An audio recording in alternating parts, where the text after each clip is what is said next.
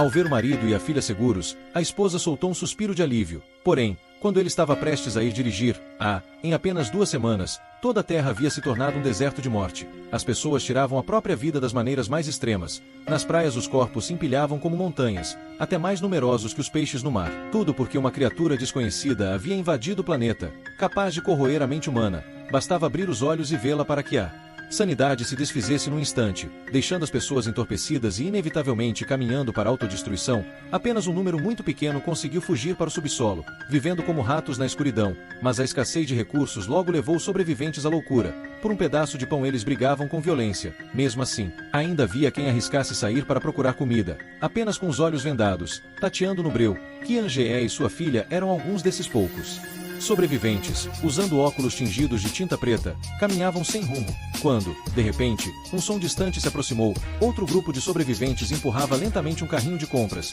nele preso um carretel, desenrolando uma longa corda para servir de guia. Qian Jie pediu ajuda em voz baixa, dizendo que não comia há dias e pedindo um pouco de comida. Mas o gordo que liderava o grupo recusou sem hesitar.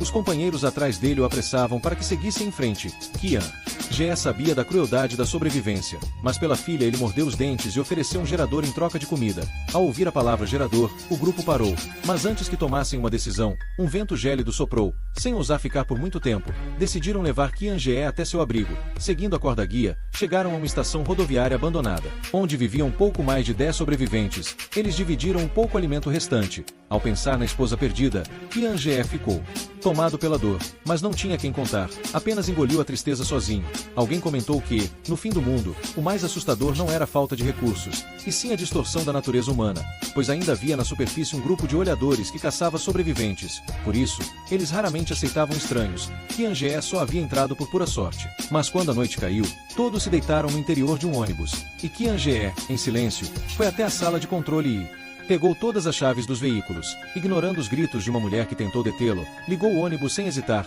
Um sobrevivente se lançou sobre o volante para impedir a loucura, mas o veículo capotou várias vezes, parando tombado, matando a maioria na hora. Poucos conseguiram sair dos destroços. Um homem furioso perguntou por que ele havia feito aquilo, mas Qian Jie não respondeu. Apenas olhou satisfeito para o horizonte. Seguindo seu olhar, o homem viu folhas e pedras suspensas no ar de forma sobrenatural. No instante seguinte, suas pupilas se contraíram e, como se estivesse possuído, pegou um caco de vidro e cortou a própria garganta. Aos olhos de Qian Jie, sua alma se transformou em um feixe dourado que subiu aos céus. Logo depois, uma mulher rastejou para fora do ônibus, com medo de abrir os olhos, mas Qian Jie falou suavemente para que ela olhasse o mundo. Diante da recusa, ele agarrou seu rosto e abriu suas pálpebras à força. No instante, as pupilas dela mudaram. Seu olhar ficou vazio e ela caminhou em direção à barragem tombada. O último sobrevivente, um jovem, cambaleou até o tanque de combustível e acendeu um isqueiro, sendo engolido instantaneamente pelas chamas. Agora, restava apenas Qian Jie. Estranho era que, mesmo com os olhos abertos, ele não era afetado por aquela força. Foi então que uma pequena mão segurou a sua. Era sua filha, desaparecida desde o dia anterior,